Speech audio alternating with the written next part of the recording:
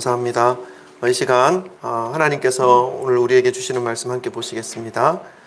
고린도전서 10장 14절부터 20절까지의 말씀입니다. 고린도전서 10장 14절부터 20절, 저와 여러분이 한 절씩 교독하고 마지막 절 합독하겠습니다. 제가 먼저 읽습니다. 그런즉 내 사랑하는 자들아, 우상 숭배하는 일을 피하라.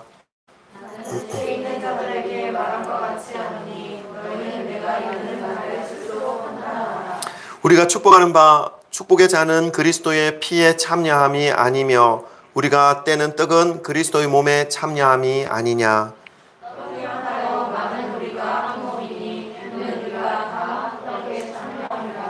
육신을 따라 난 이스라엘을 보라. 제물을 먹는 자들이 제단에 참여하는 자들이 아니냐. 그런즉 내가 무엇을 말하느냐. 우상의 제물은 무엇이며 우상은 무엇이냐. 다 같이 읽습니다. 무릇 이방인이 제사하는 것은 귀신에게 하는 것이요 하나님께 제사하는 것이 아니니 나는 너희가 귀신과 교제하는 자가 되기를 원하지 아니하노라. 아멘. 할렐루야. 오늘은 또 지난주에 못 뵀던 분들이 또 오셔서 너무 반갑고 기쁩니다. 주님의 날을 맞이해서 사랑하는 주님의 백성들을 하나님께서 불러주시고 또 하나님께 함께 예배드릴 수 있도록 은혜의 길을 열어주신 하나님께 감사와 찬양을 올려드립니다. 오늘도 우리 말씀 받기 전에 우리 앞뒤 주위에 계신 분들과 사랑 고백하고 인사 나누고 좀 어색하지만 그래도 좀 익숙해지는 그런 방향으로 좀 해보도록 하겠습니다. 우리 사랑합니다. 축복합니다. 잘 오셨습니다. 돌아보시면서 할렐루야. 아멘. 아멘. 아우, 네네. 아우. 네, 훨씬 자연스러워졌어요. 이게 좀 더 자연스러워져야 될 텐데, 그죠? 또 오늘 또 희원이도 왔고 좀 마음이 좋습니다. 추석 연휴입니다, 그죠? 이제 다가오는 화요일이 21일이 음력 15일 추석입니다. 이 코로나 시국이라서 좀 예전 같지 않지만 지난 금요일 오후부터 또 사람들이 이동하는 그 모습이 매스컴 뉴스를 통해서 보여지더라고요. 추석 연휴 때문에 코로나가 더 확산되지 않도록 위해서 우리가 좀 기도해야 할 것 같습니다. 오늘은 예전부터 즐거운 명절 중에 하나인 대표적인 명절이죠. 추석의 의미를 역사적인 어떤 기록물을 통해서 함께 살펴보고 또 우리 믿는 사람으로서 이 추석을 어떻게 보내는 것이 좋을지 말씀을 통해서 정립하여 보고자 합니다. 오늘 말씀을 통해서 온 가족이 함께 모여 기쁨의 시간을 갖는 이 추석 명절에 그리스도인으로서 어떻게 이 추석 시간을 보내야 될지, 해야 할 일과 하지 말아야 할 일을 좀 말씀을 기준으로 좀 구분해내고 또 그런 구분하는 삶을 살아감으로 하나님의 은혜가 성도님들의 가정과 함께하는 그 일가에 충만하여서 하나님께 영광을 돌리는 명절이 되기를 간절히 바라는 마음으로 말씀을 전하겠습니다. 먼저 이 추석이 어떻게 생겨났는가, 우리 학교 다닐 때 다 배운 이 말씀을 드리면 아마 다 기억이 날 겁니다. 언제부터 추석이 이제 시작이 되었는가 하는 것은 역사적인 자료를 보면 알 수 있죠. 그 기원이나 유래는 삼국사기에 소개하고 있다라고 말씀을 하고 있습니다. 말씀하는 게 삼국사기에 소개되어져 있습니다. 신라 3대 유리왕 9년에 서기 32년이죠. 유리왕이 이제 전국을 6부로 나누어서 이 6부를 편으로 이제 3부씩 나누어서 왕의 두 딸을 리더로 해서 각 여자들을 모이게 했습니다. 그리고 그 모여서 길쌈을 매게 하죠.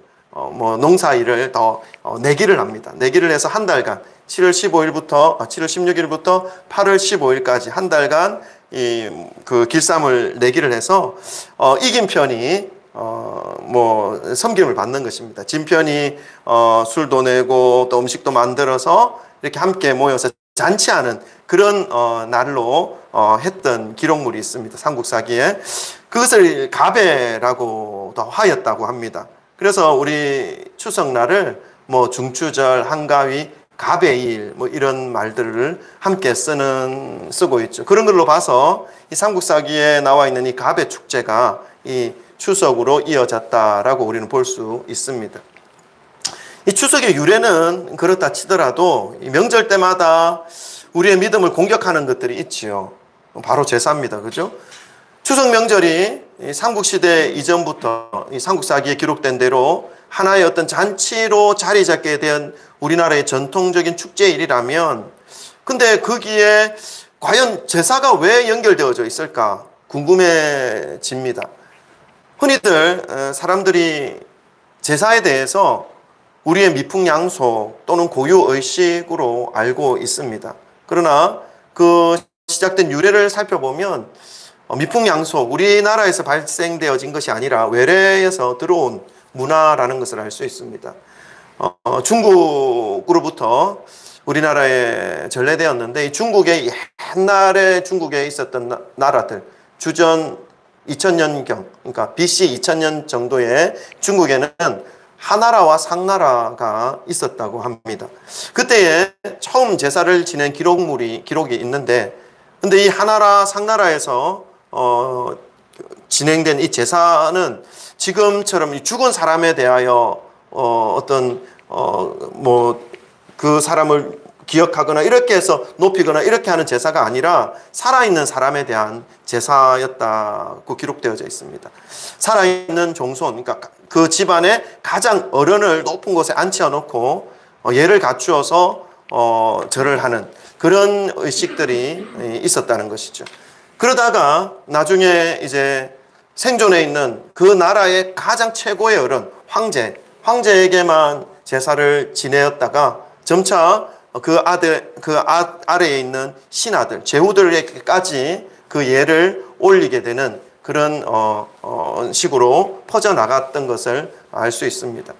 그리고 이제 역사상으로 더 시간이 지나서 춘추 전국시대, 이제 공자가 설파하는, 이 가르침을 하는 그런 시기 때는 BC 700년에서 300년 사이에는 그 제사의식, 왕에게만 했고 그 관료들에게만 했고 했던 그 의식이 일반 평민들에게까지 흘러가서 너희들 부모만 훌륭하냐, 우리 부모도 훌륭하다 해서 자기 부모님을 높이고 존경하는 예로서 살아있는 부모에게 제사를 올리는 그런 일들이 있었던 것입니다. 근데 이런 어떤 의식과 문화들이 나중에 이 죽은 사람에게까지 제를 지내는 것으로 이어지게 된 것이죠.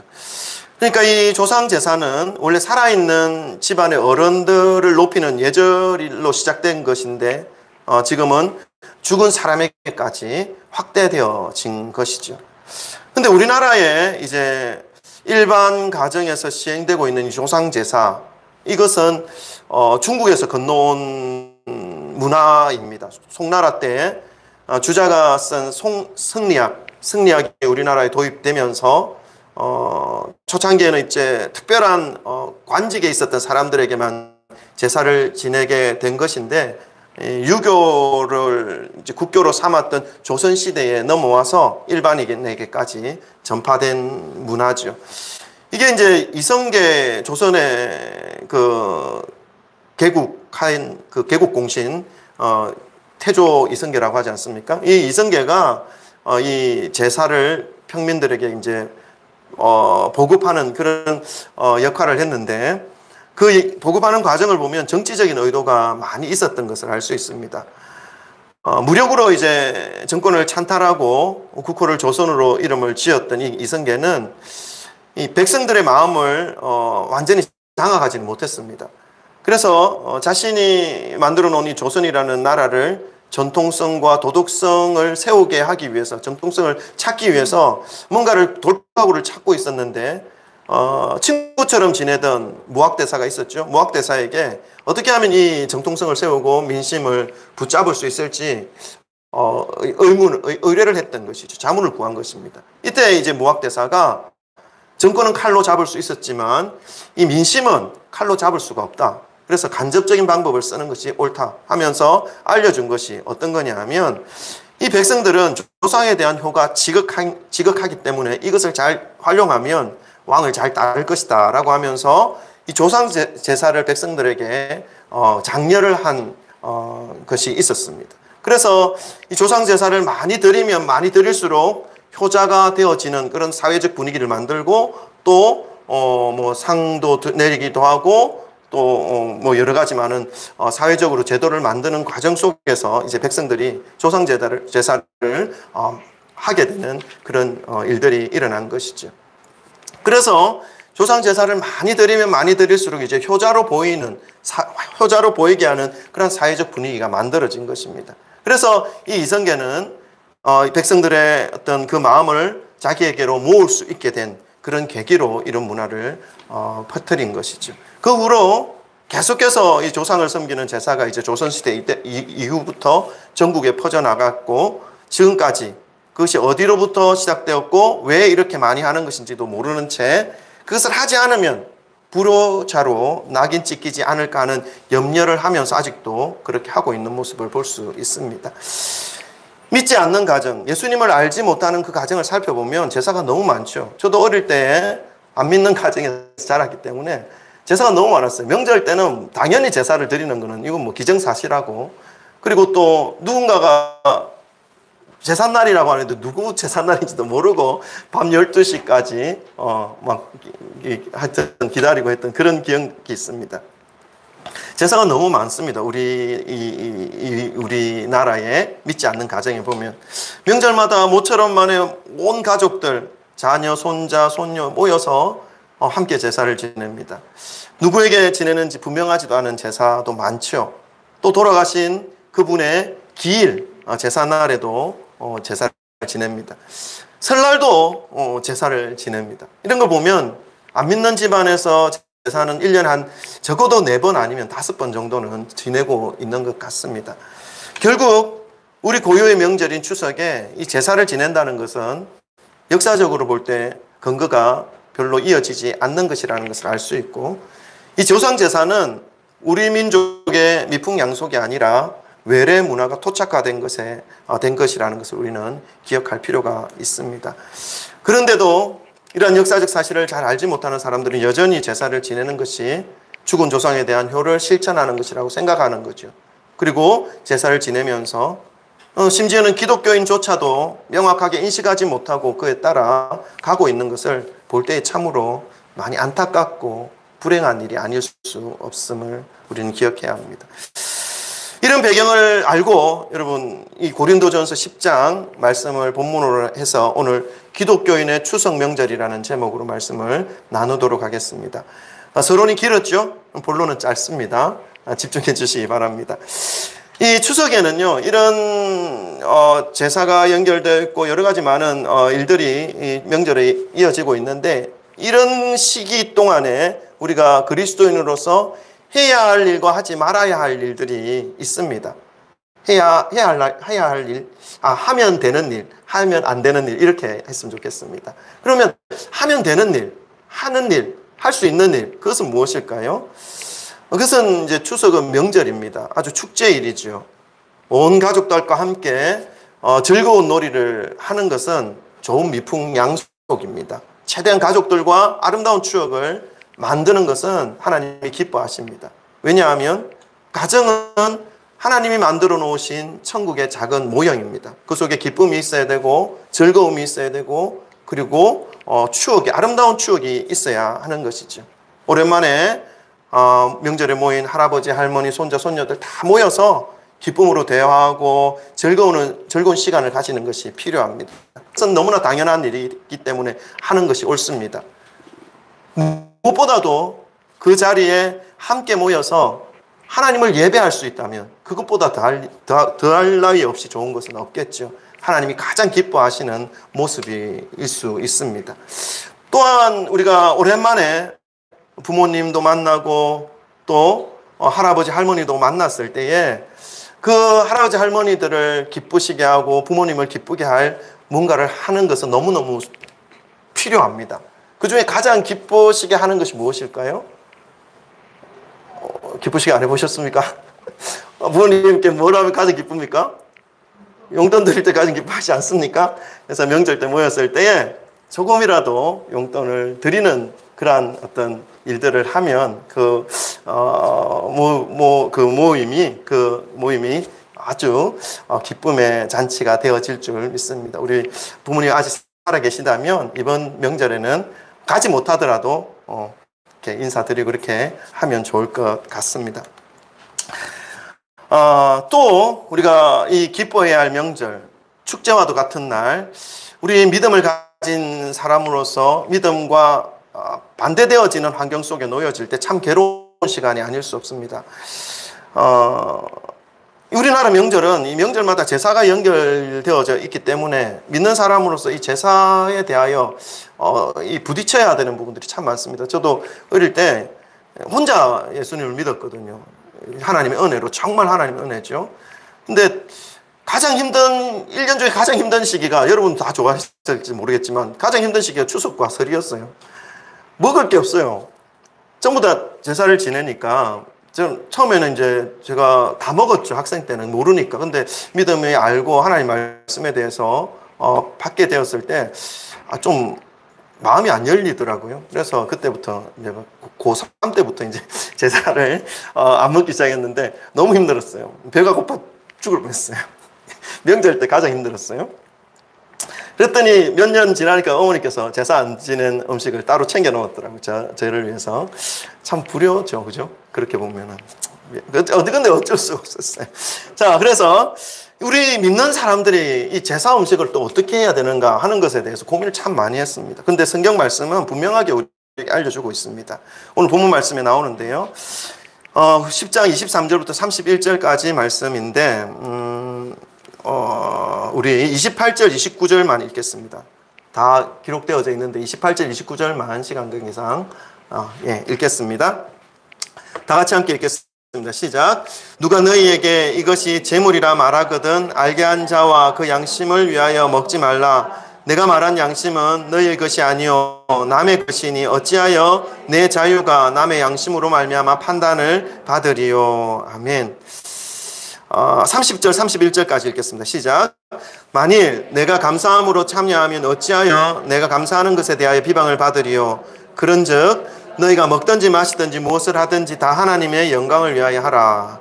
이제 오늘 본문 말씀인데 10장 20절부터 30절까지 읽으면 이 제사 음식에 대하여 바울이 어떻게 그러니까 설명을 해주고 있는지, 바른 믿음의 모양으로 제사 음식을 어떻게 하면 되는지에 대해서 말씀해주고 있습니다. 그래서 이제 모든 음식이 하나님께서 주신 것이기 때문에 감사한 마음으로 받아 먹으면 먹지 못할 것이 없다라고 분명하게 말씀하고 있죠. 그렇지만 내가 믿음을 가진 자로서 제사 음식을 먹는 그 행위로 인해서 아니 믿는 자가 어떻게 저렇게 먹을 수가 있어라고 시험의 거리를 던져줄 수 있고 판단의 거리를 던져줄 수 있는 사람이 누군가가 한 명 있다면 안 먹는 것이 옳다는 것이죠. 먹을 수 있습니다. 그죠? 먹고 소화해내고 아주 맛있게 먹을 수도 있습니다. 그러나 믿는 자가 어떻게 저렇게 할 수 있지라고 하는 믿음이 연약한 사람이 그 속에 한 명이 있다면 나의 어떤 자유함으로 그에게 어려움을 겪게 하는 것이 아니라 나의 자유함을 축소시키는 것이 오히려 더 옳다라고 분명하게 말씀하고 있습니다.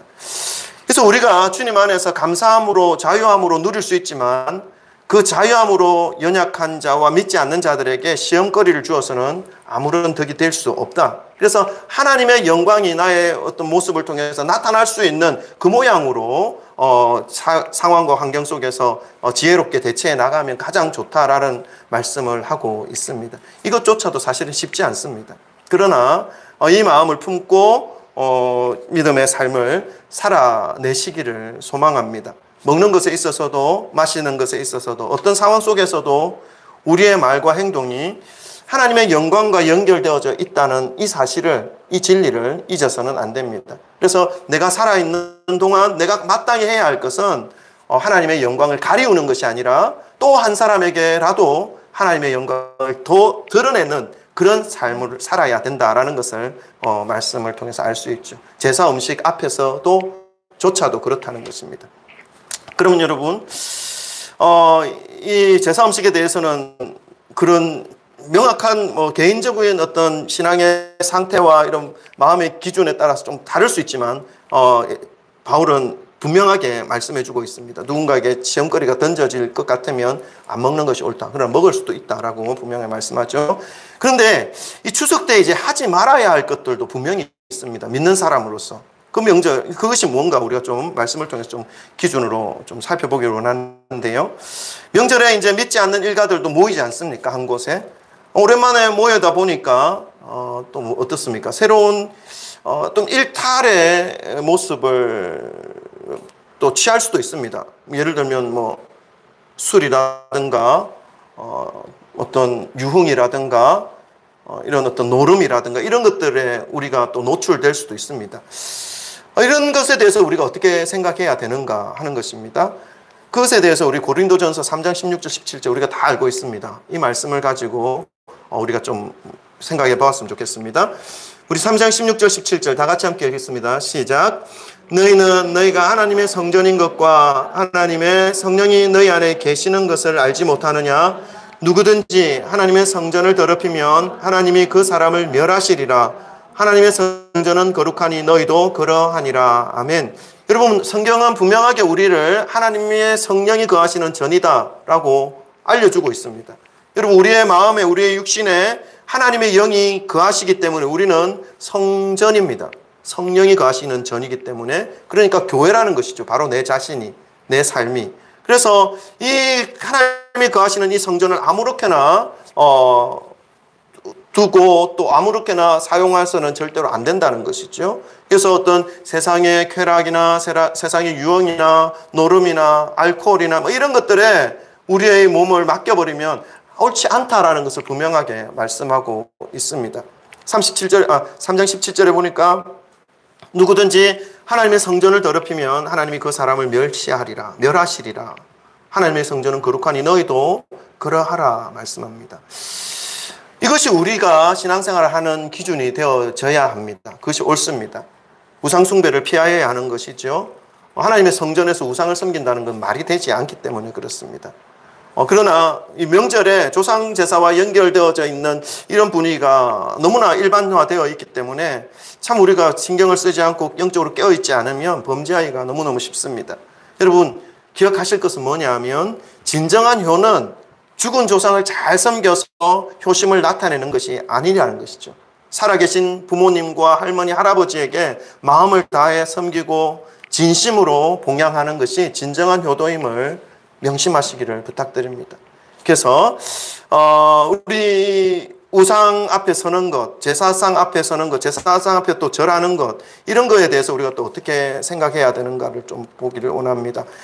고린도전서 10장 14절과 20절 연속해서 읽겠습니다. 14절과 20절 다 같이 함께 읽겠습니다. 시작. 그런즉 내 사랑하는 자들아 우상 숭배하는 일을 피하라. 무릇 이방인이 제사하는 것은 귀신에게 하는 것이요 하나님께 제사하는 것이 아니니 나는 너희가 귀신과 교제하는 자가 되기를 원하지 아니하노라. 아멘. 여러분, 본문에서 오늘 본문 말씀 중에 있는 말씀인데 무릇 이방인이 제사하는 것이 귀신에게 하는 것이고 이것이 바로 하나님이 가장 싫어하는 우상 숭배의 일이라고 분명하게 말씀해 주고 있습니다. 우리가 성도로서 성찬에 참여합니다. 그리스도의 몸에 참여하고 그리스도의 피에 참여합니다. 그래서 성례를 드릴 때에 그리스도의 떡을 먹고 또 그리스도의 피를 마십니다. 이것은 그리스도와 한 몸 되어지는 것입니다. 연합되어지는 것입니다. 그러한 존재가 어떻게 귀신 앞에 드려지는 우상을 섬기겠는가 하는 바울의 강력한 말씀인 것이죠. 하나님의 성찬에 참여하는 그러한 거룩한 성도로서 귀신의 잔을 겸하여 마시지 못함을 분명하게 기억하시기를 소망합니다. 그 자리에서 어떠한 하나님께서 주시는 지혜를 가지고 잘 대처해 나가실 수 있도록 나가실 수 있는 그런 성도님이 되기를 소망합니다. 여러분, 우리는 예수님을 믿는 기독교인입니다. 그런데 우리가 정말 잘 알아야 할 존재가 있습니다. 그것은 사단의 존재입니다. 근데 사단의 존재에 대해서 잘 모르는 경향이 있습니다. 다시 한번 짧게 말씀을 드리면요. 사단은 이 계급이 있습니다. 계급. 그 최고 우두머리의 존재를 사단이라고 합니다. 우리가 흔히 말하는 사단. 그리고 그 사단은 마귀라고도 간혹 씁니다. 똑같습니다. 마귀와 사단은. 그리고 그 아래에 졸개들이 있습니다. 그 졸개가 뭐냐면 귀신입니다. 이 귀신은 이 정체가 뭐냐면 모두 타락한 천사들입니다. 성경을 우리가 좀 함께 한 몇 구절을 보면서 좀 빨리 보고 넘어가겠습니다. 에스겔서 28장 13절부터 15절까지인데 우리 눈으로 따라오십시오. 제가 읽을게요.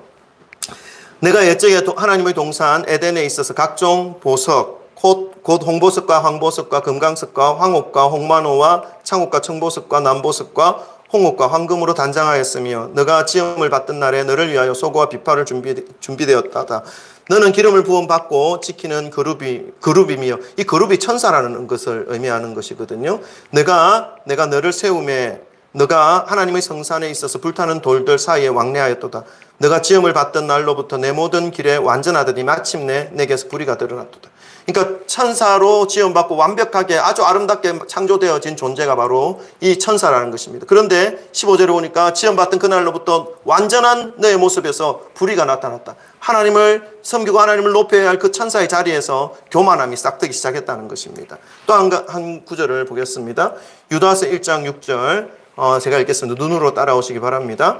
또 자기 지위를 지키지 아니하고 자기 처소를 떠난 천사들을 큰 날의 심판까지 영원한 결박으로 흑암에 가두셨으며 이 천사들이 자기의 자리를 지키지 못했던 존재라는 것이죠. 하나님을 찬양하고 하나님을 높여야 하는 그 자리에서 자기의 자리를 지키지 아니하고 이탈한 존재가 바로 이 마귀 귀신들이라는 것입니다. 자, 또 한 가지 더 일단 그 정도까지만 알고 또 계속 보겠습니다. 요한계시록 12장 3절부터 4절 눈으로 따라오시기 바랍니다. 하늘에 또 다른 이적이 보이니 보라 한 큰 붉은 용이 있어 머리가 7이요 뿔이 10이라. 그 여러 머리에 7 왕관이 있는데 그 꼬리가 하늘의 별 3분의 1을 끌어다가 땅에 던지더라.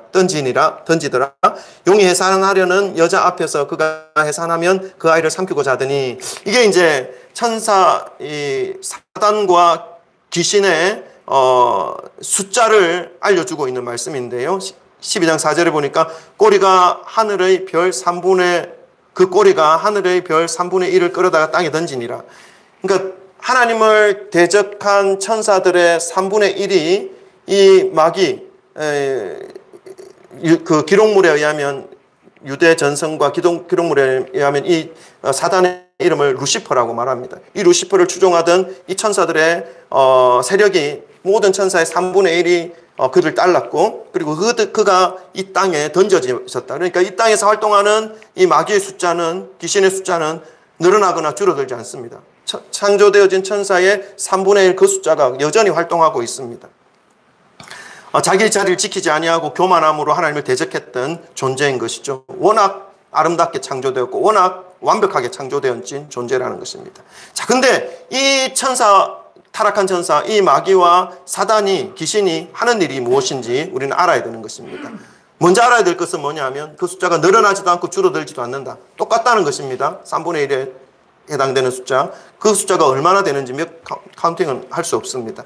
그런데 그들이 하는 일은 뭐냐면 요한복음 8장 44절 눈으로 따라오십시오. 제가 읽겠습니다. 8장 44절 너희는 너희 아비 마귀에서 났으니 너희 아비의 욕심대로 너희도 행하고자 하느니라. 그는 처음부터 살인한 자요 진리가 그 속에 없으므로 진리에 서지 못하고 거짓을 말할 때마다 제 것으로 말하나니 이는 그가 거짓말쟁이요 거짓의 아비가 되었음이라. 그러니까 이 마귀가 하는 일은 처음부터 끝까지 거짓입니다. 그래서 여러분 이 땅을 살아가게 될 때에 내가 거짓말을 너무 쉽게 한다. 내 삶이 거짓과 너무 연결되어졌다. 이런 삶이 되어 있으면 한번 생각해 보셔야 됩니다. 마귀의 어떤 영향력 아래 아주 묶여있는 삶일 가능성이 아주 많습니다. 그러니까 마귀가 하는 일은 말하는 것마다 거짓이라는 것이죠. 그래서 우리가 알고 있는 많은 일들, 많은 어떤 말들 중에 거짓으로 현혹되어져 있는 게 많습니다. 마귀의 어떤 현혹이 많다는 거죠. 그게 무엇입니까? 조상이 죽으면 귀신이 된다. 거짓말입니다, 여러분. 조상이 죽으면 그 자리에서 천국 아니면 지옥으로 갑니다. 그리고 음식을 차려놓으면 조상의 혼백은 무엇입니까? 이 땅을 돌다가 가지 못했던 이 혼이 와서 먹는다라고. 이것도 거짓이죠. 여러분 성경을 보면 나사로와 부자와 거지 나사로에 대한 말씀을 예수님께서 하시는 말씀이 있습니다. 그 죽음과 동시에 부자가 먼저 죽죠. 죽음과 동시에 이 부자는 지옥불로 떨어집니다. 그리고 나사로는요, 죽음과 동시에 장사도 못 지낸 그 모습으로 천사에 들림받아서 천국으로 옮겨집니다. 그리고 그 부자와 거지 나사로 죽은 이후에 완전히 역전됐습니다. 부자는 그 불타오르는 그 뜨거운 유황불 아래에서 물 한 방울만 찍어달라고 그렇게 요청합니다. 그러나 예수님께서 뭐라 말씀하십니까? 그렇지 못하다. 이 천국과 지옥 사이에는 커다란 구렁텅이가 있어서 오고 갈 수가 없다. 한 번 결정나면 절대로 이걸 번복할 수가 없다. 알 수 없다. 물 한 방울조차도 떨어뜨려 줄 수가 없다. 라고 말하는 부분이 있습니다. 바로 그 말씀입니다, 여러분. 중간에 어떤 단계는 없습니다. 그래서 이것 역시 거짓말입니다. 사람이 죽으면 49일 동안 떨어져 다닌다가 어떻게 결정된, 아니요. 바로 그 자리에서 결정납니다. 이것을 왜 거짓말로 이렇게 우리에게 속이는 것일까요? 그것은 사단의 세력을 더 확장시켜 나가고 싶은, 자기를 추종하는 세력들을 더 끌어들이고 싶어 하는 이 사단의 거짓말인 것이죠. 그리고 우리가 믿음으로 이것에 대하여 분명하게 인식하고 살아가야 할 필요가 있다는 것입니다. 자, 사단에 대해 조금 말씀을 좀 전해드렸습니다. 여러분, 제사를 지내는 것은 효와, 결론을 내리겠습니다. 효와 아무런 상관이 없습니다. 저는 장례식장에서 부모님이 살아계실 때에 온갖 폭행과 막말을 하면서 부모님을 괴롭혔던 사람이 부모님이 죽고 장례를 치를 때 큰 소리로 울면서 소리내어서 정말 마치 자기가 가장 효자인 것처럼 그렇게 소리치어서 우는 사람들의 모습을 많이 보아왔습니다. 여러분, 돌아가신 후에 큰 소리로 울고 상다리가 부러지도록 음식을 차려 놓는다고 해서 부모님이 기뻐하시거나 그 자리로 내려와서 음식을 먹는 것이 아닙니다. 부모님에 대한 최대의 효는 주님의 사랑으로 섬기시고 진리 위해서 순종하심으로 부모님의 영혼이 천국에 이룰 수 있기를 위해서 최선을 다하여 섬겨드리는 것입니다. 바라는 것은 저와 여러분의 앞으로의 삶이 정말 사단의 거짓이 무엇인지를 분별해낼 수 있는 그런 믿음으로 살아가시기를 소망하고, 이번 추석 명절에는 기독교인으로서 정말 해야 할 것과 하지 말아야 할 것에 대하여 말씀을 중심으로 분별해내시는 그러한 저와 여러분 되시기를 주님의 이름으로 축원합니다. 그리고 날마다 하나님의 말씀을 기준으로 우리의 삶을 비추어 나아갈 때에 하나님의 인도하심을 따르며 순종하며 나아가시는 그러한 저와 여러분의 삶이 되시기를 주님의 이름으로 축원하고, 이번 추석 명절 정말 잘 다녀오시고 믿음 위에서 승리하시기를 주님의 이름으로 축원합니다. 아멘. 기도하십시다. 여러분, 이제 명절입니다. 먼 곳으로 고향으로 가시는 분도 계시고 코로나이기 때문에 가족끼리 그냥 조용히 전화로 안부 전하고 또 이렇게 교제할 분들도 계실 것입니다. 그러나 중요한 건 이 명절 기간에 우리나라가 더욱더 하나님 앞에 거룩하고 정결한 모습으로 회복되어질 수 있는 그런 나라가 되기를 위해서 좀 기도했으면 좋겠습니다. 그러할 때에 이 코로나라고 하는 이 바이러스도 아무런 영향력을 우리에게 줄 수 없게 되는 날이 속히 올 줄 믿습니다. 하나님께서 우리의 삶을 날마다 인도하시고 진리 안에 붙잡아 주시고, 그 진리 안에 들어갈 때에 계속해서 그곳으로 들어가지 못하게 속이고 거짓으로 유혹하는 그 사단의 계략들을 우리가 분별해낼 수 있는 그런 믿음으로 하나님 이 믿음의 길을 더욱더 가까이 주님께로 가까이 갈 수 있는 그런 우리의 모습이 될 수 있도록 도우시고, 우리 일가와 친척들에게 주의 복음의 빛이 비춰져서 그 어둠의 영, 거짓의 영에 붙잡혀 있는 일이 더 이상 없고 진리의 영 앞에 빛 앞으로 돌아오는 그러한 일들이 온 땅 가운데, 우리나라 가운데 비춰질 수 있도록, 일어날 수 있도록 우리 함께 좀 기도했으면 좋겠습니다. 우리 주여 세 번 부르짖고 함께 기도하겠습니다. 기도합니다. 주여, 주여, 주여. 하나님 아버지, 감사합니다. 명절에 우리가 아버지 알아야 할 몇 가지 진리에 대하여 하나님 말씀을 기준으로 또 선포하였습니다. 하나님, 부족한 종의 입술을 통하여 선포되어진 이 말씀이 우리 사랑하는 성도님들의 그 가슴마다 새겨진 바 되어지게 하시고, 하나님 사단의 유혹과 사단의 거짓 앞에서 담대하게 하나님 그 거짓을 분별해낼 수 있는 그러한 지혜와 아버지 하나님 능력과 믿음을 허락하여 주셔서 아버지 앞으로 살아가는 그 모든 가정 속에서 믿음으로 승리하고 믿음에 합당한 자의 삶의 모습으로 하나님께 영광 돌리며 더 많은 더 많은 심령들에게 하나님의 살아계심과 하나님의 그 은혜의 능력이 어떠한 것인지를 아버지 하나님 보여줄 수 있는 그런 귀한 믿음의 아버지 성도님들의 삶이 되도록 주님 은혜 베푸시고 축복하시고 인도하여 주옵소서. 하나님 추석 명절에 온 땅에 아버지 하나님의 은혜가 임하게 하여 주시고 주의 진리의 빛이 비춰지게 하여 주셔서 어둠 속에 아버지 하나님 발견하지 못하고 있는 그 영혼 그 심령들이 주님 앞으로 돌아올 수 있는 그러한 귀한 은혜의 땅이 이 나라 가운데 임할 수 있도록 이 나라가 될 수 있도록 하나님 도우시고 이끌어 주옵소서. 다음 세대의 사랑하는 자녀들의 그 삶이 하나님 아버지 앞에 진리 앞에 더욱더 굳건히 세워져가는 귀한 믿음의 삶이 되도록 날마다 붙잡아 주시고 이끌어 주옵소서. 성령으로 인도하여 주옵소서. 거짓에 노출되어지지 아니하게 하시고 거짓에 연루되어지지 아니하게 하시고 거짓된 삶을 아버지 하나님 멀리하게 하여 주셔서 진실됨과 정직함으로 거룩함으로 주님 앞에서는 그런 귀한 믿음의 삶이 되도록 하나님 축복하여 주옵소서. 함께 하시기를 간절히 소망합니다. 아버지 감사합니다. 예수님의 기도합니다. 하나님 아버지, 추석 명절을 맞이해서 하나님 우리가 이 추석을 어떻게 하나님 앞에서 보내야 할지 우리가 또 말씀을 통해서 함께 살펴보았습니다.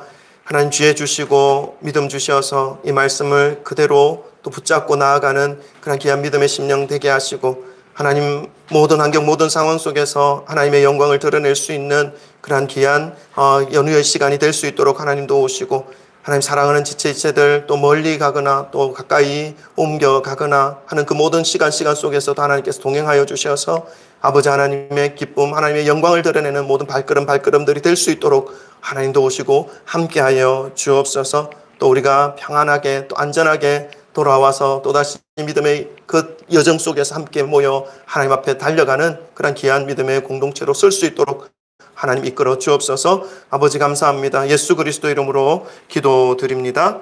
아멘. 다 함께 찬송가 218장 찬송 드립니다. 찬송 드리시면서